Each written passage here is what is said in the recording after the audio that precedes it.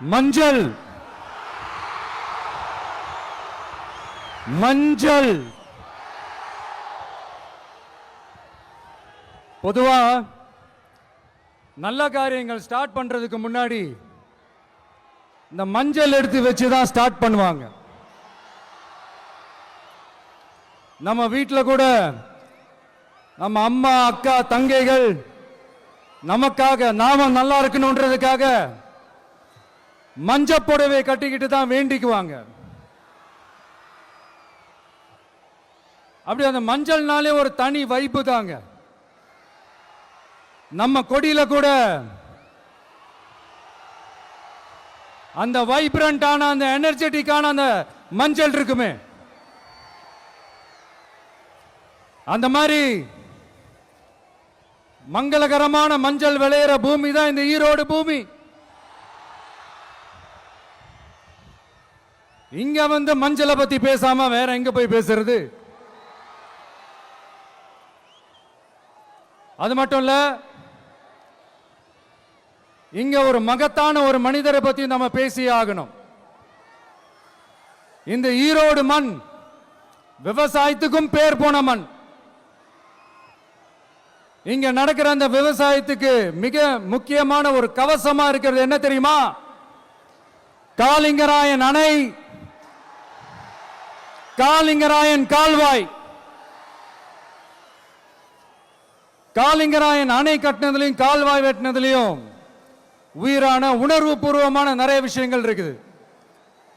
அப்படி அந்த ப்ராசஸ்ல அவர் அந்த அணை கட்டும் போதும் கால்வாய் வெட்டும் போதும் ரொம்ப சோர்வடைஞ்சிட்டாராம். அப்ப அவங்க அம்மா அதை பார்த்துட்டு சொன்னாங்களாம், மகனே காளிங்கா, தயிர் வித்த காசு தாழ்வாரம் வரைக்கும் இருக்குது, மோர் வித்த காசு முகுட வரைக்கும் இருக்குது, அதை எடுத்துக்கிட்டு போய் அணைய கட்டியா கால்வாய வெட்டியான்னு சொல்லி தைரியம் கொடுத்தாங்களாம். பெத்த அம்மா கொடுக்கிற அந்த தைரியம் இருக்கு பாருங்க, அதை தாண்டி வேற எதுவுமே கிடையாதுங்க. ஒரு மனுஷனால எதையும் சாதிச்சு காட்ட முடியும். அப்படி ஒரு தைரியத்தை தான் இப்ப நீங்க, என்னுடைய அம்மா அக்கா தங்கைகள் நண்பா நண்பிகள் தோழர்கள் எல்லாரும் எனக்கு கொடுத்திருக்கிறீங்க. அதே தைரியத்தை, அதே துணையா என் கூட நிக்கிறீங்க. இதை எப்படி நம்ம பிரிச்சு விடலாம்? இதை எப்படி நம்ம கெடுக்கலாம்? என்னெல்லாம் அவதூறுகள் நம்ம விஜய் மேல சொல்லி மக்களை நம்ப வைக்கலாம்? என்னெல்லாம் சூழ்ச்சிகள் நம்ம விஜய் மேல பண்ணி மக்களை நம்ப வைக்கலாம்? இப்படி சூழ்ச்சிகளை மட்டுமே நம்பி பொழப்ப நடத்துற சில சூழ்ச்சிக்கார கூட்டங்கள் இதை தொடர்ந்து செஞ்சுக்கிட்டு தான் இருக்கு. ஆனா அவங்களுக்கு தெரியாது, இது இன்னைக்கு நேத்து வந்த உறவு இல்ல. கிட்டத்தட்ட 30-33 வருஷத்துக்கு மேல இருக்கிற உறவு. ஏன் நான் சினிமாவுக்கு வந்தப்போ எனக்கு வயசு 10, அப்பல இருந்தே இந்த உறவு ஸ்டார்ட் ஆகி போயிட்டு இருக்கேன்னு அவங்களுக்கு தெரியாம போச்சு. அதனால என்ன பண்ணாலும், நீங்க என்ன ட்ரை பண்ணாலும், எல்லாத்தையும் விட்டுட்டு மக்களுக்காக வந்திருக்கிற இந்த விஜய மக்கள் ஒரு நாளும் கைவிட மாட்டாங்க. மக்கள் கூடவே நிக்கிறாங்க, கூடவே நிப்பாங்கன்னு அவங்களுக்கு தெரியாம போச்சு. என்னப்பா நிப்பீங்கல்ல? உங்களை நம்பிதாப்பா வந்திருக்கிறேன். அதான் இந்த சத்தம் தாங்க வாழ்நாள் பூரா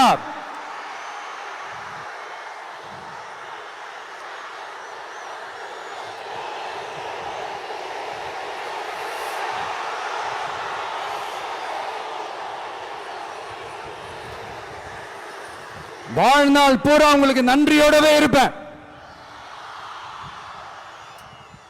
இப்போ நம்ம காளிங்கராயன் அவர்கள் அணையை கட்டுறதுக்காக பவானிக்கு போய் பார்க்கும்போது ஒரு இடத்துல ஒரு பாம்பு வந்து உட்கார்ந்துச்சான், படுத்துச்சான். அது படுத்த இடத்துல தான் அவர் அணையை கட்ட ஸ்டார்ட் பண்ணாராம். அப்புறம் அந்த பாம்பு வளைஞ்சி நெளிஞ்சி போற இடத்துல எல்லாம் கால்வாயை வெட்டினார்னு சொல்லி சில வாய்மொழி கதைகள்லாம் சொன்னாங்க. தண்ணியை சேமிச்சு வச்சு குடிக்கிறதுக்கும் விவசாயத்துக்கும். தம்பி கீழே இறங்கு, தம்பி கீழே இறங்குப்பா, ப்ளீஸ் கீழே இறங்குப்பா.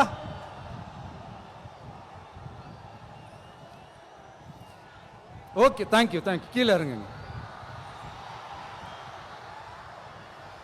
கீழே இறங்குப்பா. நீ இறங்கினாதான் முத்தம் கொடுப்பேன்.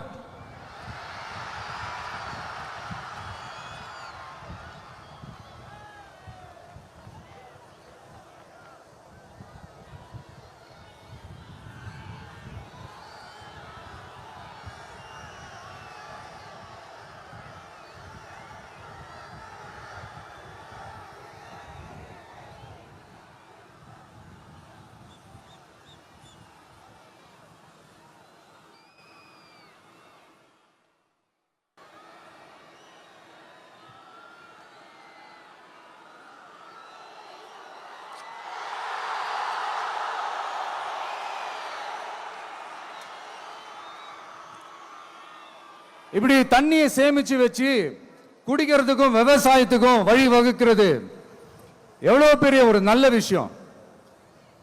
சோ இந்த மாதிரி நல்ல விஷயங்கள்லாம் செஞ்சிட்டு கதைகள் சொன்னா பரவாயில்ல, எதுவுமே செய்யாம கதைகளை மட்டும் அடிச்சு விடுறது எப்படி? அத்திக்கடவு அவிநாசி திட்டத்தை இன்னும் விரிவுபடுத்தினா அந்த 3 மாவட்டத்தில் இருக்கிற லட்சக்கணக்கான மக்களுக்கு எவ்வளவு பிரயோஜனமா இருக்கும். எத்தனையோ லட்சம் ஏக்கர் நிலங்கள்ல விவசாயம் நடத்தினா எவ்வளவு பிரயோஜனமா இருக்கும். ஏன் அதெல்லாம் பண்ண மாட்டேன்றீங்க?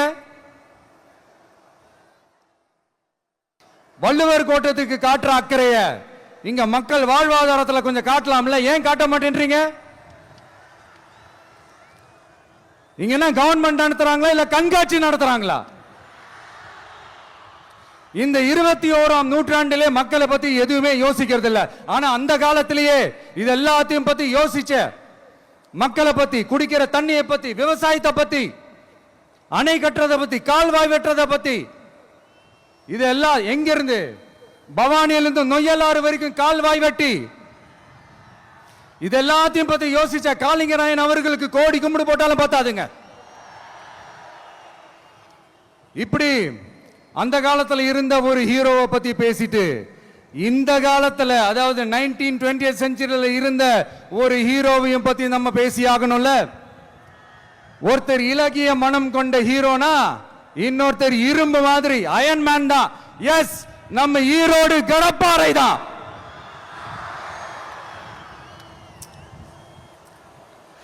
ஒட்டுமொத்த தமிழ்நாட்டையே திருப்பி போட்ட சீர்திருத்த நெம்புகோல். ஈரோடு மாவட்டத்தில் பிறந்த அவர்தான் இந்தியாவுக்கே இடஒதுக்கீடு சம்பந்தமான அரசியல் சட்டத்தை திருத்தறதுக்காக போராட்டம் நடத்தினவர் யாரு? நம்ம தந்தை பெரியாரு. 100 வருஷத்துக்கு முன்னாடியே வகுப்பு வாரி பிரதிநிதித்துவம் வேணும்னு கேட்டவர்.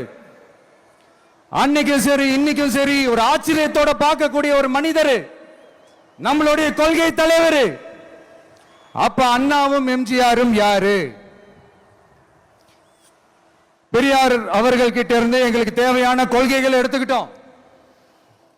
அவரை ஃபாலோ பண்ற, அவரை வழிகாட்டி ஏத்துக்கிட்ட அண்ணா அவர்கள் கிட்ட இருந்தோம், எம்ஜிஆர் அவர்கள் கிட்ட இருந்தோம் தேர்தல் அணுகுமுறையை எடுத்துக்கிட்டோம். அண்ணாவும் எம்ஜிஆரும் தமிழ்நாட்டோட சொத்து.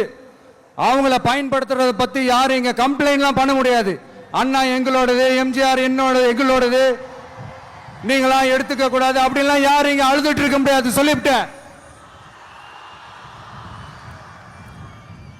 அதனால நாங்க ஒரு வழியில அரசியல் செஞ்சுக்கிட்டு போயிட்டு இருக்கிறோம். உங்களுக்கு தான் டிவிக்கு ஒரு பொருட்டே இல்லல, அப்புறம் ஏன் கதறீங்க? அப்புறம் ஆளாளுக்கு அங்க போயிட்டு இங்க போயிட்டு புலம்பி தள்ளிக்கிட்டு இருக்கிறீங்க. இது எப்படி இருக்கு தெரியுமா? எனக்கு பயம் இல்ல, எனக்கு பயம் இல்ல அப்படின்னு சத்தமா சவுண்ட் விட்டுக்கிட்டே சத்தமா பாட்டு பாடிக்கிட்டே இந்த நடுங்கிக்கிட்டே சின்ன பசங்க நடந்து போவாங்க. அந்த மாதிரி இருக்கு. முதல்ல மண்டையில் இருக்கிற கொண்டைய மறைங்க சார்.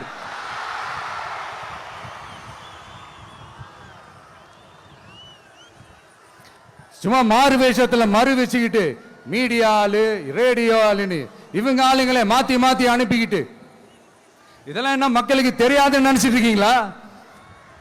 மக்கள் எல்லாத்தையும் உன்னிப்பா கவனிச்சிட்டு இருக்காங்க. அதனாலதான் சொல்றேன், உங்களுக்கு நீங்க கொள்ளையடிச்சு வச்சிருக்கிற காசு தான் துணை. ஆனா எனக்கு என் மேல எல்லையில்லா பாசம் வச்சிருக்கிற இந்த மாசு தான் துணை.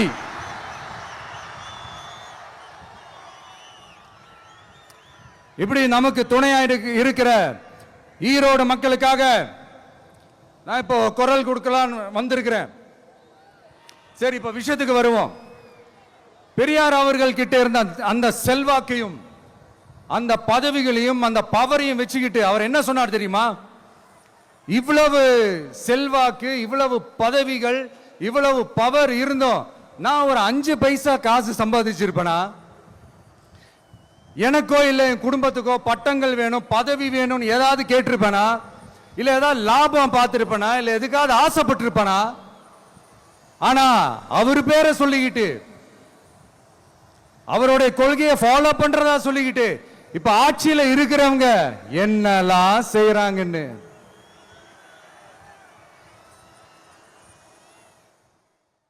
அதனாலதான் சொல்றோம், பெரியார் பேரை சொல்லிக்கிட்டு தயவு செஞ்சு கொள்ளையடிக்காதீங்கயா, தயவு செஞ்சு கொள்ளையடிக்காதீங்க. அவரு பேரை சொல்லிக்கிட்டு பெரியார் பேரை சொல்லி கொள்ளையடிக்கிற இவங்க தான் நம்மளுடைய அரசியல் எதிரி. மக்களை நீங்க சொல்லுங்க, நம்மளுடைய அரசியல் எதிரி யாரு? நம்மளுடைய கொள்கை எதிரி யாரு?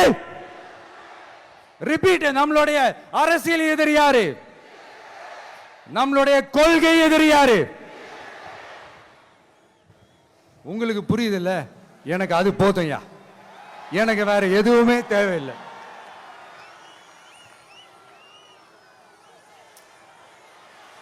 அதனாலதான்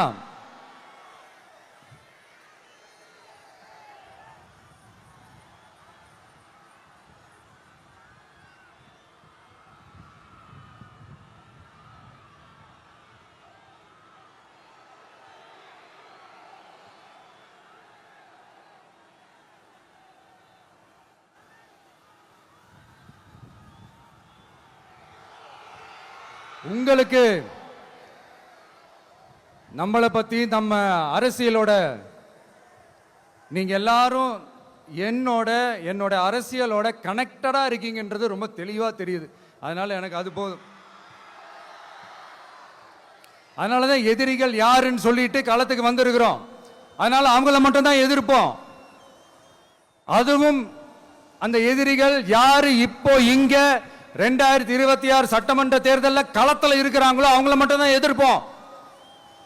சும்மா களத்திலே இல்லாதவங்களையும், களத்துக்கும் அவங்களுக்கும் சம்பந்தமே இல்லாதவங்களையும் எதிர்க்கிற ஐடியாலாம் இல்ல பாஸ். நீங்க கேட்கிறீங்கன்றதுக்காக எல்லாம் எதிர்த்துட்டு இருக்க முடியாது பாஸ். எங்களுக்கு நிறைய வேலை இருக்குது.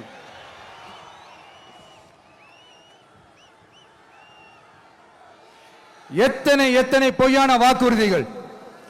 வந்த உடனே நீட்டை ரத்து செய்வோம், கல்வி கடனை ரத்து செய்வோம், கேஸ் சிலிண்டருக்கு மானியமா 100 ரூபாய் தருவோம், என்னெல்லாம் அடிச்சு விட்டுட்டு இன்னி வரைக்கும் கேட்கிறேன், இதெல்லாம் சொன்னாங்களே செஞ்சாங்களா? இவங்க எப்பவுமே இப்படிதான், சொல்றது ஒண்ணு செய்யறது ஒண்ணு. திமுகவும் பிரச்சனைகளும் ஃபெவிகால் போட்டு ஓட்டின ஃப்ரெண்ட்ஸ் மாதிரி ஒன்னில இருந்து ஒன்ன பிரிக்கவே முடியாது. இப்போ ஈரோடு பகுதியில் இருக்கிற பிரச்சனையை பத்தி பேசுவோம். பெரியார் பேரை மட்டும் சொல்லிக்கிட்டு எப்படி அவரோட கொள்கைகளுக்கு எதிராக செயல்படுறாங்களோ அப்படிதான் இந்த மஞ்சள் நகரத்தோட மஞ்சளுக்கும் ஒண்ணும் பண்ணல, மஞ்சள் விவசாயிகளுக்கும் ஒண்ணும் பண்ணல. ஆராய்ச்சி மையம், சிறப்பு மையம்னு கோடி கோடியா டெண்டர் விட்டாங்க, பேருக்கு கட்டிடத்தை கட்டினாங்க. ஆனா உலகமே போட்டி போட்டு வாங்குற மஞ்சளை மதிப்பு கூட்டி விற்பனை செய்ய, அதாவது அதோட வேல்யூ இன்க்ரீஸ் பண்ணி நம்ம விவசாயிகளுக்கும் இந்த மாவட்ட மக்களுக்கும் நன்மை செய்ய இதுவரைக்கும் என்ன செஞ்சிருக்காங்கன்னு யோசிச்சு பார்த்தா ஒரு பெரிய ஜீரோ தான். கரும்பு நெல்லுக்கு அரசாங்கம் விலை பிக்ஸ் பண்றாங்க, அதையும் ஒழுங்கா பண்றதில்ல. ஒவ்வொரு முறையும் பிரச்சனை. அங்க நெல் கொள்முதல் செய்யறதுல ஊழல். சரி, நாம கஷ்டப்பட்டு விளைய வச்சது வீணா போக கூடாதுன்னு நினைச்சு நம்ம விவசாயிகள் கேட்கிற லஞ்சத்தை கொடுத்தாலும் அதுக்கப்புறம் கூட அந்த கொள்முதல் ஒழுங்கா நடக்கிறது இல்லை. அதையும் தாண்டி ஏதோ ஒரு விலை விவசாயிகளுக்கு கிடைக்குது. அப்படிலாம் இல்லாம ஒழுங்கா நேர்மையா நம்ம மஞ்சளுக்கும் நியாயமான விலை பிக்ஸ் பண்ணி தரமான விதைகளை கொடுத்தா என்ன குறைஞ்சா போயிடுவாங்க? இதெல்லாம் யோசிக்கிறதுக்கு அவங்களுக்கு நேரமே இல்லை. 24x7 அவங்களோட யோசனை என்ன தெரியுமா? இந்த விஜயை எப்படி முடக்கலாம், தமிழக வெற்றி கழகத்தை எப்படியெல்லாம் முடக்கலாம், அப்படிதான் அவங்களுடைய சிந்தனையே 24x7. எத்தனையோ வருஷத்துக்கு முன்னாடி நம்ம காளிங்கராயர் நதிகளின் இணைப்புக்கு முன்னோடியா இருந்தார். பவானி ஆத்துல வர அதிகமான தண்ணீர் அணை கட்டி தேக்கி தண்ணீர் வறட்சியான பகுதிகளுக்கு அனுப்பினாரு. ஆனா இன்னைக்கு இவ்வளவு நவீன வசதிகள் இருந்தோம், இவ்வளவு சயின்ஸ் வளர்ச்சிகள் இருந்தோம், இவ்வளவு டெக்னாலஜி வளர்ச்சிகள் இருந்தோம், அவங்க வாக்குறுதியில் ஒண்ணு கொடுத்தாங்கல்ல, பவானி நொய்யலாறு அமராவதி 6 இணைப்பு திட்டத்துக்கு ஒரு துரும்ப கூட கிள்ளி போடல. வாக்குறுதி நம்பர் 103 சொன்னாங்களே, செஞ்சாங்களா? சரி, இதாவது ஒரு பெரிய ப்ராஜெக்ட் வைங்க. ஆறுகளை சுத்தப்படுத்த பல்லாயிரம் கோடி நிதி ஒதுக்குவோம், தமிழ்நாட்டில் உள்ள ஆறுகளை சுத்தப்படுத்துவோம்னு சொன்னாங்களே, செஞ்சாங்களா? ஆனா ஆத்து மணலை கொள்ளையடிக்கிறதுல மட்டும் வேலையை கரெக்டா செய்வாங்க. இதை நான் ஏன் திரும்ப திரும்ப சொல்றேன்னா, மக்களே நீங்க புரிஞ்சுக்கணும். கொஞ்சம் மசந்தா மற்ற மாவட்டங்கள்ல மணல் காணாம போன மாதிரி, மலைகள் காணாம போன மாதிரி, நம்ம மாவட்டத்தில் தனி வளத்தை கொடுத்த செம்மண்ணும் காணாம போறதுக்கு வாய்ப்பு இருக்கு மக்களே.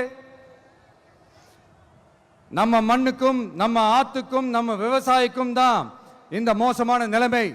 அதனால ஏதாவது தொழில் செஞ்சு பிழைக்கலாம்னு பார்த்தா அதுக்கும் எங்க விடுறாங்க? தொழில்னு பார்த்தா 30% நெசவாளர்களுக்கு கூலி பாக்கி. அரசாங்கம் நம்ம நெசவாளர்கள் கிட்ட இருந்து கொள்முதல் செய்த வேட்டி சேலைக்கான கூலியை கூட போராடித்தான் வாங்க வேண்டியதா இருக்குது. அது சலுகையோ உதவியோ நலத்திட்டமோ கிடைக்காது. நம்ம உழைப்புக்கான ஊதியம், நம்மளோட உரிமை, அதுக்கே போராட வேண்டிய நிலையில தான் இந்த அரசாங்கம் நம்மளை வச்சிருக்கு. நல்லா பார்த்துக்கங்க மக்களே, உரிமைக்கு குரல் கொடுத்தவங்க தான் இவங்க. சிறு குறு தொழில்கள் பீக் ஹவர்ஸ் சார்ஜ்னு கரண்ட்டுக்கு அநியாய விலை வச்சு அதையும் செய்ய விடாம நம்மளை முடக்கிடுறாங்க. அந்த பீக் ஹவர்ஸ் சார்ஜ் கொள்ளையால எத்தனை வருஷமா எவ்வளவு பேர் பாதிக்கப்படுறோம், எவ்வளவு தொழில்கள் பாதிக்கப்படுது. நாமளும் கத்துறோம், போராடுறோம், கோரிக்கை வைக்கிறோம். எதையாவது இவங்க கண்டுக்கிறாங்களா? கொஞ்சம் யோசிங்க. ஏன் கண்டுக்க மாட்டேன்றாங்கன்னு கொஞ்சம் யோசிங்க. அப்பதாங்க பிரைவேட்ல அதிக விலைக்கு கரண்ட் வாங்க முடியும், அதுக்கு டெண்டர் விட முடியும். அப்படி டெண்டர் விட்ட மேட்டர்ல எல்லாம் என்ன நடக்கும்னு உங்களுக்கும் தெரியும், எனக்கும் தெரியும், நம்ம எல்லாருக்குமே தெரியும். இந்த மாதிரி ஈரோடுல மட்டும் இல்ல, எந்த மாவட்டத்துக்கு போனாலும் பிரச்சனைகள் மேல பிரச்சனைகள் தான். அதையெல்லாம் தீக்கிறதுக்கு ஒரு சொல்யூஷன் கூட சொல்லாம இதுல வேற பெருமையா மாடல் அரசுங்கிறது இல்ல. நான் கேட்கிறேன், கூச்சமா இல்ல?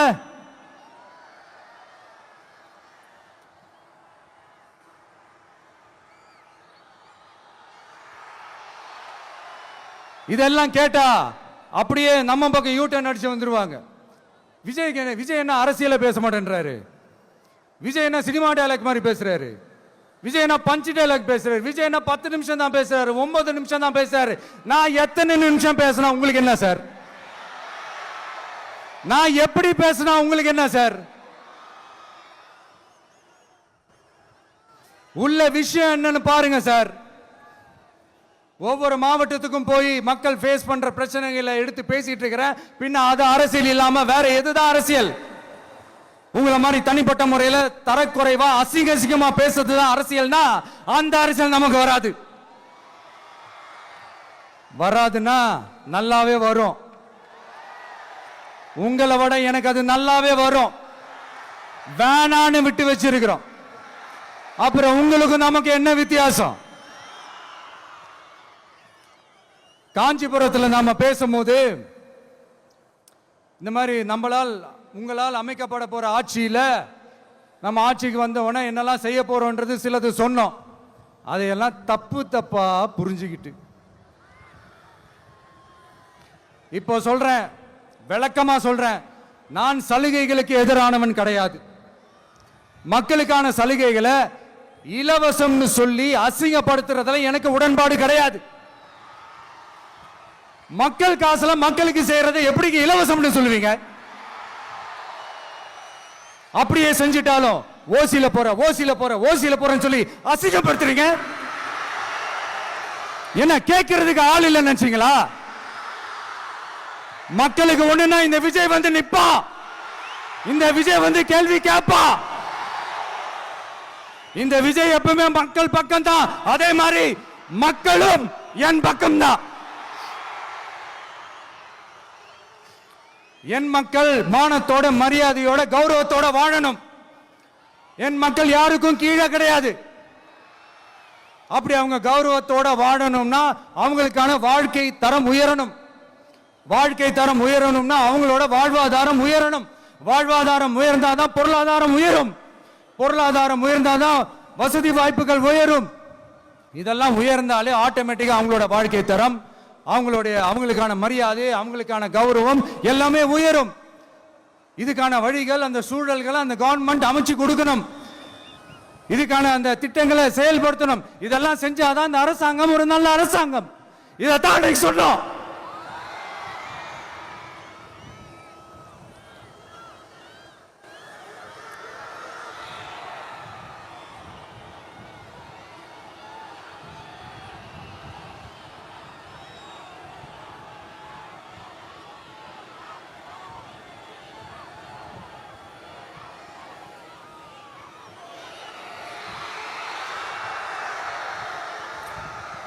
இதைத்தான் இன்னைக்கு சொன்னோம். உடனே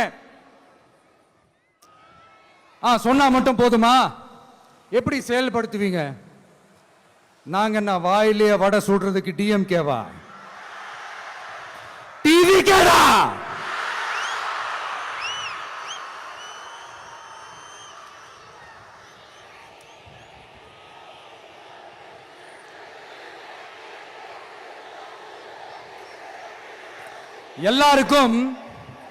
எல்லாருக்கும் நிரந்தரமான ஒரு வீடு இருக்கணும்னு சொன்னோம்.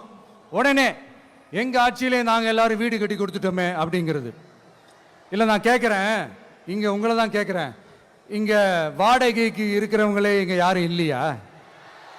எல்லாருக்கும் சொந்தமா வீடு கட்டி கொடுத்துட்டாங்களா? அடுத்து வீட்டில் இருக்கிற ஒவ்வொருத்தரும் மினிமம் டிகிரி படிச்சிருக்கணும் அப்படின்னு சொன்னோம். உடனே எங்க ஆட்சியிலே எல்லாரும் டிகிரி படிச்சு முடிச்சிட்டாங்களே அப்படிங்கிற மாதிரி சொல்றது அது உண்மைனா? ஸ்கூல் லெவல்லையே டிராப் அவுட்ஸ் அதிகமானது யாரோட ஆட்சியிலங்க?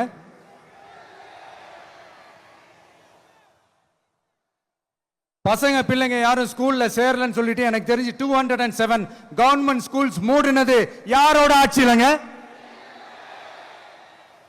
இதுல கல்வியில் சிறந்த தமிழ்நாடுன்னு டிராமா வேற. அடுத்து குடும்பத்தில் ஒருத்தருக்கு நிரந்தரமான வருமானம் வரணும், வேலை வாய்ப்பு கிடைக்கணும் அப்படின்னா நாங்க கொடுக்காத வருமானமா, நாங்க கொடுக்காத வேலையா அப்படிங்கிறது. எத்தனையோ லட்சம் காலி பணியிடங்கள் நிரப்புவோம்னு வாக்குறுதி கொடுத்துட்டு ஆட்சிக்கு வந்தீங்களே, எத்தனை லட்சம் காலி பணியிடங்களை நிரப்புனீங்க? அட்லீஸ்ட் 1 லட்சம் காலி பணியிடங்களாவது நிரப்புனீங்களா? இதெல்லாம் சொல்லிட்டு மக்களை ஏமாத்துறது யாரோட ஆட்சியிலங்க?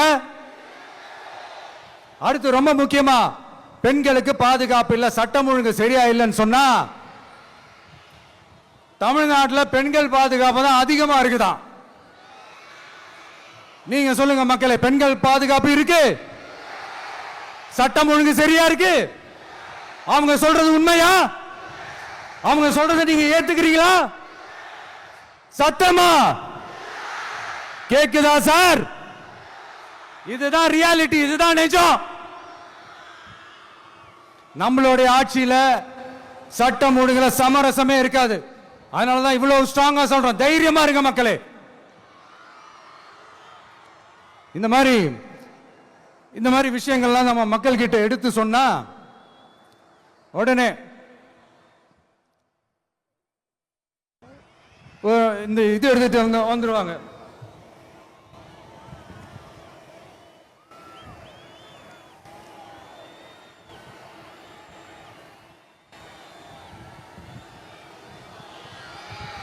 இந்த மாதிரி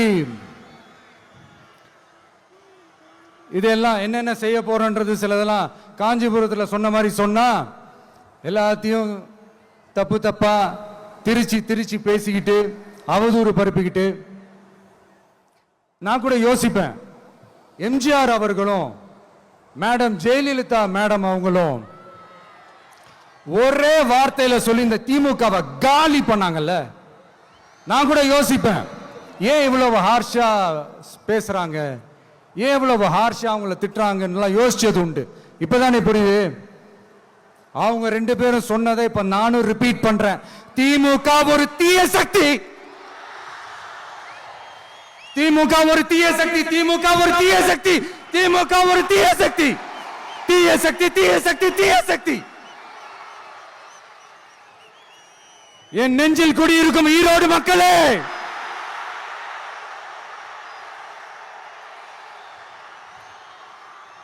டிவிகே ஒரு தூய சக்தி. எப்படி?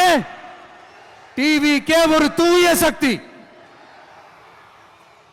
தூய சக்தி டிவிகேவுக்கும் தீய சக்தி டிஎம்கேவுக்கும் தான் போட்டியே.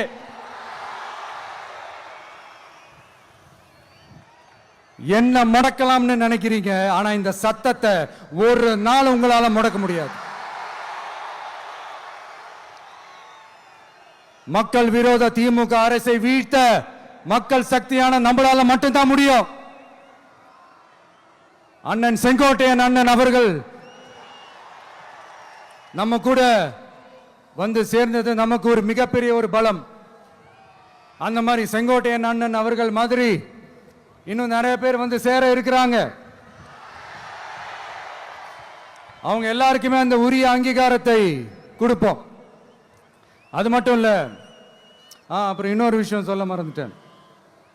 இப்ப ரீசெண்டா ஒரு இடத்துல நம்ம சிஎம் சார் அவர்கள் பேசும்போது சொன்னாங்க, என் கேரக்டரையே புரிஞ்சுக்க மாட்டேங்கிறேன். இது சினிமா டயலாக் இல்லையா?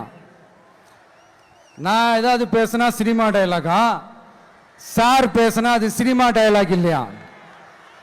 சிலப்பதிகாரத்திலிருந்து எடுத்ததா அந்த லைன், என் கேரக்டரையே புரிஞ்சுக்க மாட்டேன்றது. உங்களை எப்படிதான் சார் புரிஞ்சுக்கிறது? எந்தெந்த விஷயத்துலலாம் சார் உங்க கேரக்டர் நாங்க புரிஞ்சுக்கிறது? அதையும் நீங்களே சொல்லிட்டீங்கன்னா கொஞ்சம் நல்லா இருக்கும் சார். சட்டம் ஒழுங்குல நாடே சந்தி சிரிக்குது, அதுலயா? பெண்கள் பாதுகாப்புல நாடே சந்தி சிரிக்குது, அதுலயா? பொய் வாக்குறுதிகளா கொடுத்து ஏமாத்தி ஆட்சிக்கு வந்தீங்களே, அதுலயா? எதுல தான் சார் உங்க கேரக்டர் நாங்க புரிஞ்சுக்கிறது? ஆனா ஒண்ணு, தமிழ்நாட்டில் ஆட்சி செய்யற நீங்களும் சரி, ஒன்றியத்தில் ஆட்சி செய்யறவங்களும் சரி, நீங்க ரெண்டு பேரும் முதல்ல என்னோட கேரக்டரை புரிஞ்சுக்கணும் சார். என்னோட கேரக்டர்னு சொன்னது நம்ம மக்களோட கேரக்டரை. 2026 சட்டமன்ற தேர்தலோட அந்த கேரக்டரே கொஞ்சம் வேற மாதிரி சார். அதை கொஞ்சம் தயவு செஞ்சு நீங்க புரிஞ்சுக்கணும் சார். புரிஞ்சுக்கலன்னா மக்களே உங்களுக்கு புரிய வைப்பாங்க சார். கான்பிடென்டா இருங்க சார், நல்லதே நடக்கும் சார், வெற்றி நிச்சயம் சார்.